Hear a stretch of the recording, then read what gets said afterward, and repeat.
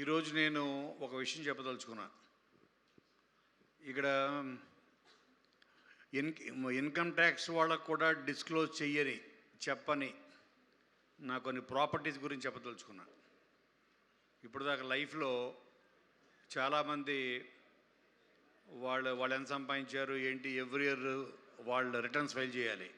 నేను returns file చేయకుండా దాచుకున్న కొన్ని ప్రాపర్టీస్, ఆ ప్రాపర్టీస్ ఇవాళ మీ ముందుకు వచ్చారు. నెంబర్ 1 వివి వినాయక్. అతను నేను సంపాదించుకున్న ప్రాపర్టీ. అంటే నా కోసం వచ్చిన ప్రతి వాళ్ళు, బాబీ, అలాగే నేను పరిచయం చేసిన శివ నిర్వాణ నా కోసం టీజర్ ఈవెంట్ అప్పుడు వచ్చాడు.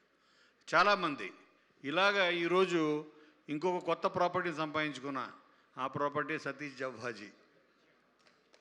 సో వీళ్ళందరూ వీళ్ళ ప్రాపర్టీస్ అంటే వీళ్ళ నా ఆస్తులు. ఎందుకంటే వీళ్ళు రేపొద్దున నేనున్నా లేకపోయినా సినిమా అన్నది ఉంటుంది.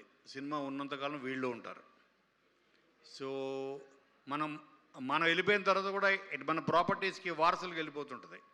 అలాగే సినిమా అన్నది వారసత్వంగా తీసుకొని వీళ్ళు దానిని టేక్ కేర్ చేయాలి వీళ్ళు అనే ఉద్దేశంతో నేను ఒక మంచి టాలెంట్ దొరికితే నాకు బాగా గుర్తు. శివ నిర్మాణ నా దగ్గరకు వచ్చినప్పుడు కానీ, ఫస్ట్ సినిమా చేద్దామని బాబీ చెప్పినప్పుడు కానీ, హరీష్ శంకర్ చెప్పినప్పుడు కానీ, వాళ్ళు చెప్పిన కథ, వాళ్ళ ప్యాషన్ చూసి ఈ ప్యాషన్ని ప్రపంచాన్ని పరిచయం చేయాలి.